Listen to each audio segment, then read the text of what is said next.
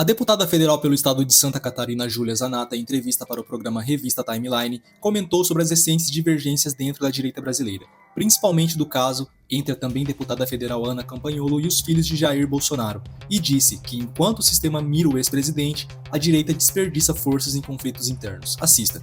E eu acompanhei, só que essa briga não para, né? Ela vai, quando vê, tem a resposta da resposta da resposta. Eu acho que precisa todo mundo despressurizar um pouco, né? E eu sou, do que tu falou ali, Alan, tava ouvindo agora no final, eu até fiz um tweet sobre isso. Poxa, a gente tá se preocupando com a eleição, e o assunto da semana qual é?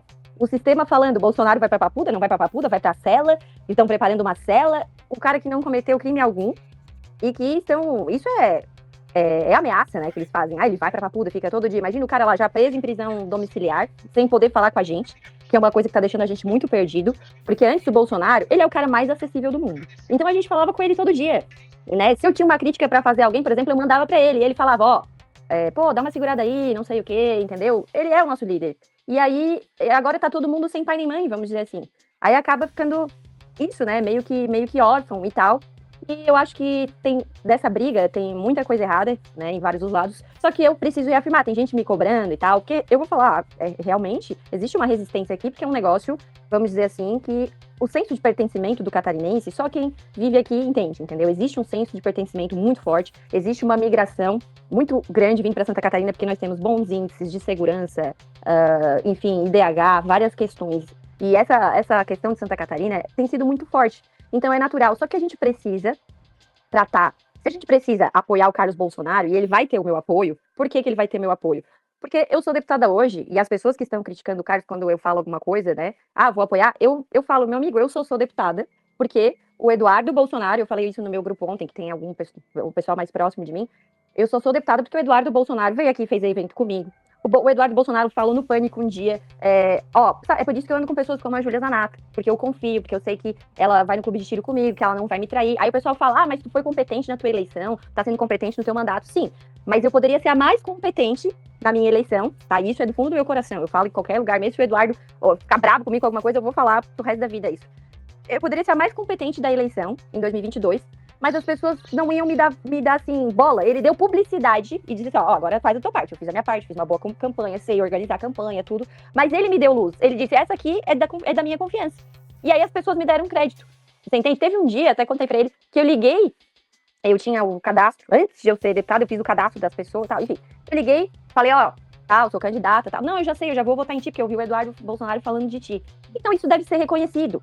E aí, tá? Mesmo as pessoas que estão criticando a vinda do Carlos, e eu entendo, e eu não acho que a gente vai ganhar esse debate, já falei isso internamente, nós não vamos ganhar esse debate enfiando goela abaixo, não vamos, nós temos que construir, isso precisa ser construído, e eu já falei com o Carlos recentemente, vou ajudar a construir isso, vou ajudar, se é um pedido do pai dele, como ele já falou antes de poder falar, de parar de falar, que nem ele já deu entrevista, o Bolsonaro me ligou, gente, porque lá no começo, ninguém tá lembrando de uma coisa. E eu nem ia falar desse assunto, tá? Mas vocês estão fazendo eu falar, tá? Eu não ia falar. Eu não ia falar, tá? Eu não ia falar desse assunto, porque se eu falar a verdade, vai criar mais briga ainda, tá? É o que a gente não quer. O Bolsonaro, então, o Bolsonaro me ligou, porque lá no início, começo do ano, ele falou o meu nome na entrevista do Léo Dias, o meu e da Carol Detoni. Ele falou, lá em Santa Catarina, tem a Carol Detoni, tem a Júlia. E aí, nisso, depois já veio o governador dizendo que não ia ser 2 vagas pro PL. Ele falou isso na minha cidade. Não, falou que uma vaga ele ia querer negociar. Entende? E aí eu dei entrevistas dizendo que fiquei muito lisonjeada com a menção do Bolsonaro. E realmente fiquei, meu Deus, tipo assim, ele falou o meu nome. E isso começou a retaliação a mim. Né? Porque junto com, a pessoa fica feliz, mas tem gente que fica sentido, enfim.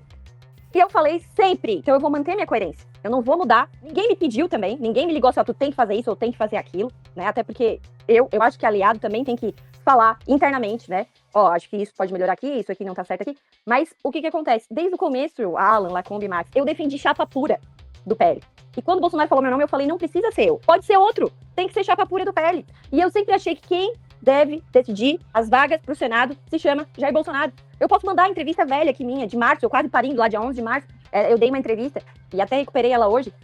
E eu parei dia 26 de março falando, não precisa ser eu, mas eu defendo chapa pura. Porque a única aliança que eu acho que deve ter no Senado, pro Senado, é a aliança que vai parar os abusos que nós estamos vivendo. Tá isso na minha entrevista de março, então não é oportunismo que eu tô falando, né? Não é assim, eu vou falar porque eu quero puxar no saco de fulano ou Betano. Eu sempre falei isso e vou falar. A minha defesa é da chapa pura. Eu acho o Esperidião Amin, eu respeito ele. Gente, outro dia eu encontrei um jornal, eu tenho esse jornal aqui em casa, um jornal aqueles que era grande, acho que se chamava Standard, sei lá. É um jornal, um jornal antigo. Eu tinha 1 ano de idade, tô na colo da minha avó, tá? Na coluna social, embaixo, dizendo: a neta da dona Santa Guilherme Zanata completou 1 ano. Eu, completando 1 ano. Em cima, o Amin. Eu tinha 1 ano, eu tenho 40 anos de idade, tá? O Amin em cima, governador entrega obras na região. Quando eu tinha 1 ano, o Amin tinha 40 anos. E ninguém vai apagar a história dele em Santa Catarina. Ele é um bom senador. Minha família já votou nele até para presidente, na época que ele foi candidato. Só que eu acho que às vezes também vale a pena dar um passo atrás e entender, sabe? Porque eu acho que hoje, sinceramente, minha opinião, posso estar errado, eu acho que ele pode perder essa eleição, se ele concorrer com a Carol, com o Carlos, enfim. E quando eu defendi, gente, a chapa pura, ninguém me defendeu. Ninguém dos colegas do PL me defendeu. E agora, né? Aí tava tudo certo, era cada um defendendo a sua vaga. Quando, né? Ah, não, Jorginho não quer a Júlia porque quer a coligação, aí tava tudo certo, né? Quando era dessa forma. Ninguém reclamou da candidatura, ninguém reclamou. E assim, as bases hoje, dessa coligação, as bases hoje também estão reclamando de outra coisa. As bases hoje, elas estão reclamando de uma coligação com a MDB. Tem uma boa parte da base, se é para falar de discutir os problemas com a base, então vamos discutir todos eles, né? E eu não estou negando que existe uma resistência da base, das pessoas na rua, vamos falar fora da política, das pessoas também a essa candidatura do Carlos, eu não estou negando isso. Só que isso pode ser construído, porque o Carlos tem chance de ganhar, entende? Ele tem chance de ganhar, certo? Tá longe da eleição, gente. Eu acho que foi antecipado demais esse debate. Foi antecipado demais, dizendo que já tinha coligação com A ou com B, né? A gente tem que ver o que é melhor para todo mundo. E o que a gente vê hoje? O Bolsonaro tá lá preso. Então, se ele tá pedindo, né?